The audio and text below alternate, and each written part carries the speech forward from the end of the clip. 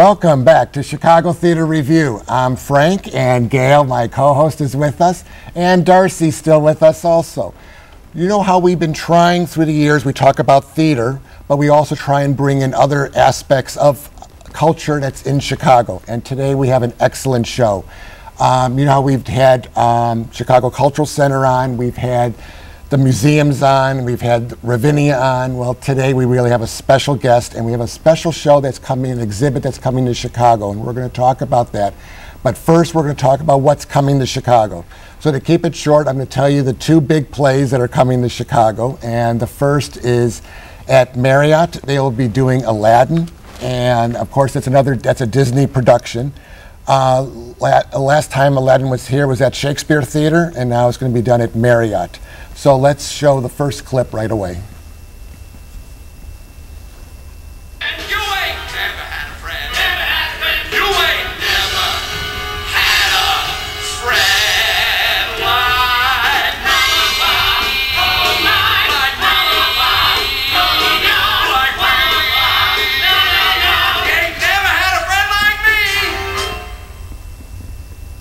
Well, I did that just for Gail. She likes clips that are short and fast and to the point. The next show that's coming, which will be running most of the summer until August 9th, and that'll be at the Cadillac Theater downtown. And of course, coming back is going to be Disney's Beauty and the Beast. This, I've been told, is going to be a great production over the last one. It's a whole new cast, whole new sets, everything. So I'm looking forward to seeing it. Of course, I love anything that Disney does. So let's show the clip from Beauty and the Beast. I should stay here forever, held in this empty space. Oh, but that won't be easy. I know the reason why my heart's far, far away. Looking Glass Theater getting a Tony Award. Looking Glass Theater getting a Tony Award.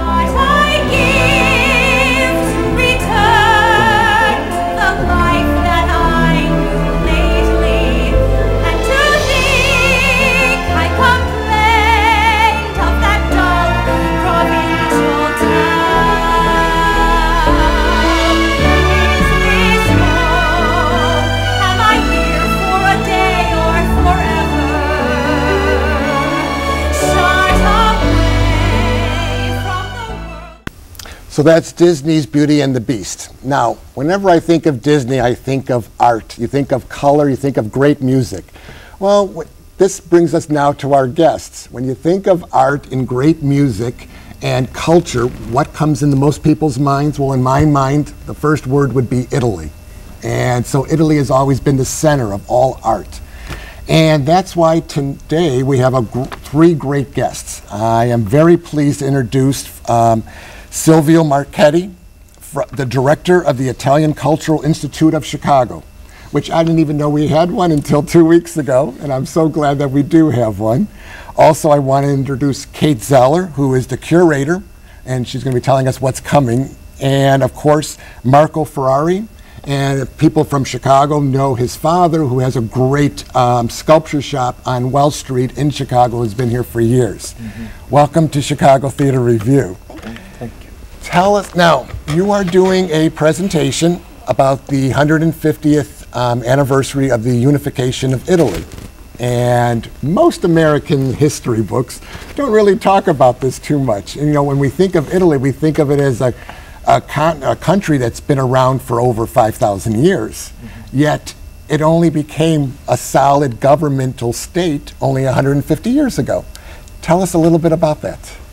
Well, indeed, the anniversary of the unification of Italy happens this year, and Italy was united in 1861, so that is certainly a little late, as you said, if you consider how deeply rooted Italy is as a culture, as a language.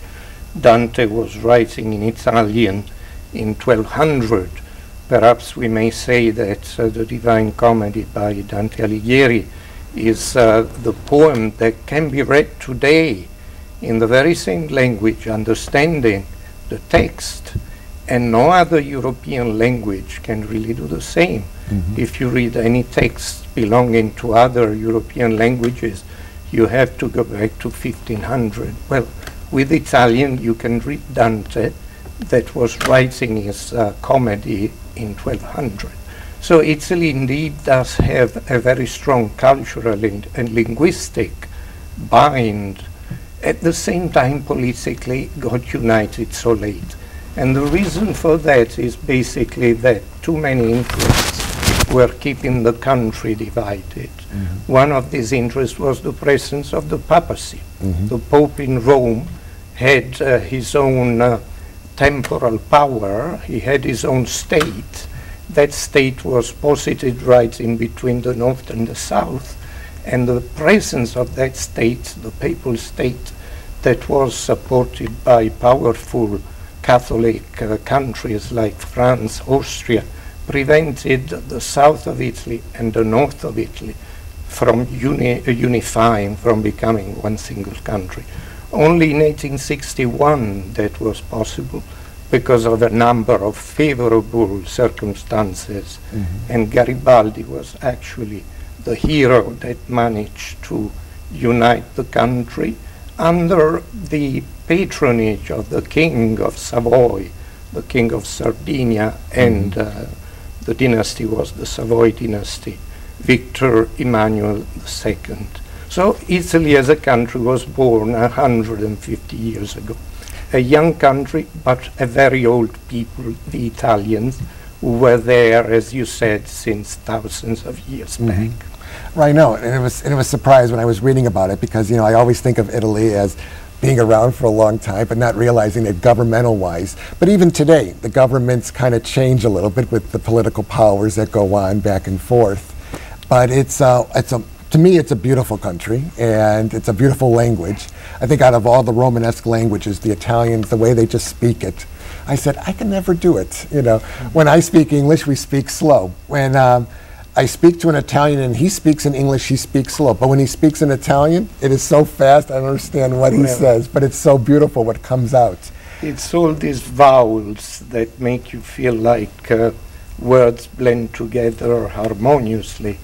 That is why Italian is such a musical language, because the vocalic sounds, the vowels, are prevalent, and that justifies this continuity of flow in the sound that made Italian the language of music and opera. And of course opera. And of course everybody that watches the show knows that my favorite opera composer is Puccini. And everybody has to meet his standards.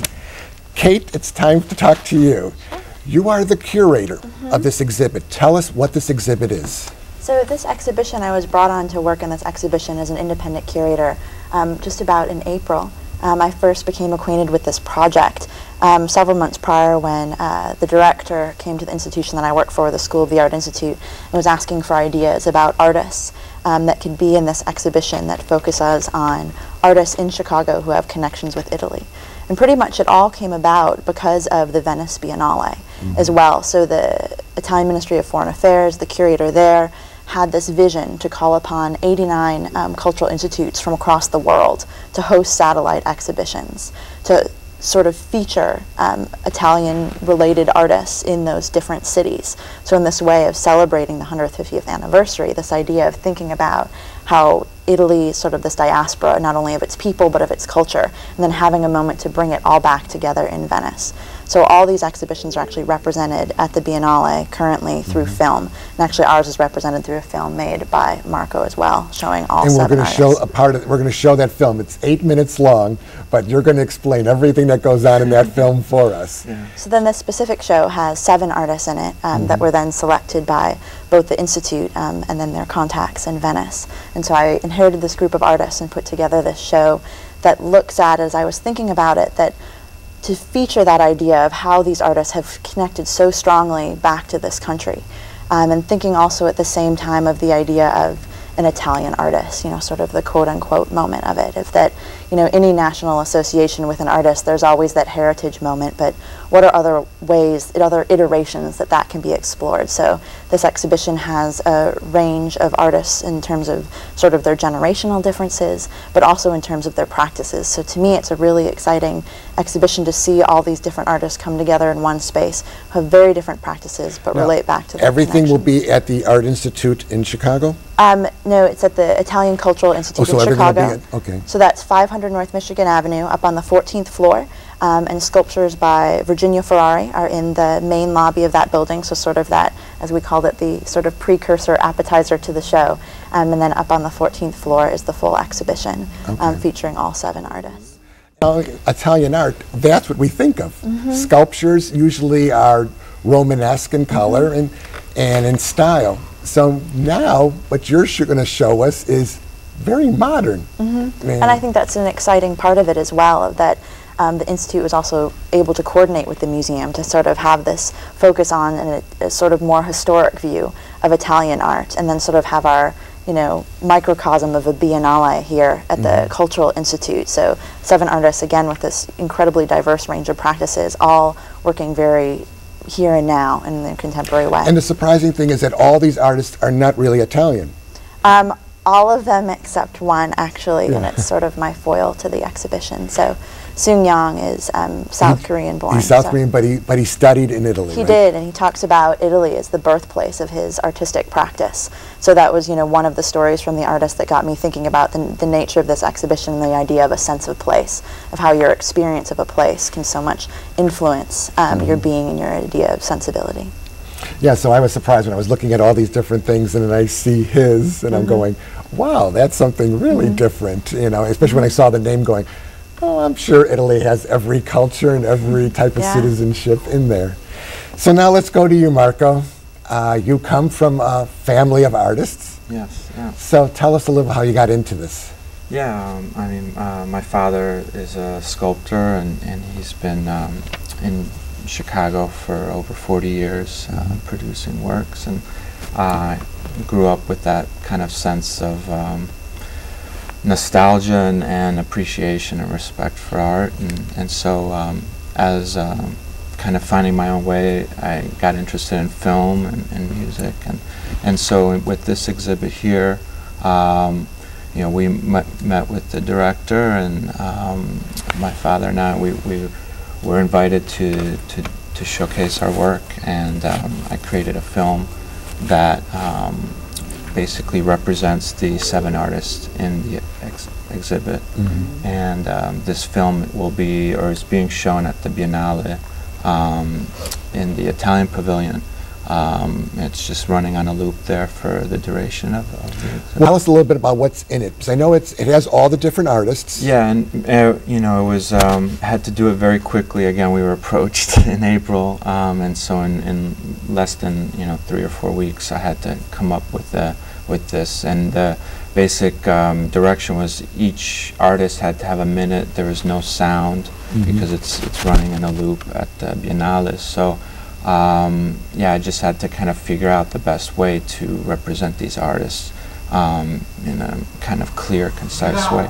And because I know we're running out of time, tell us, when is the exhibit and the dates? So the exhibition's currently on view right now up through September 16th, and the Institute's open Monday through Friday from 9 a.m. to 5 p.m., so definitely stop by and see it. It's a beautiful place to go to, and if you're on Michigan Avenue, definitely go there. I was very impressed with the entire place. Chicago. Okay, from Chicago Theater Review, I'm Frank, from Gail, and from Darcy. We'll see you all next month. Thanks.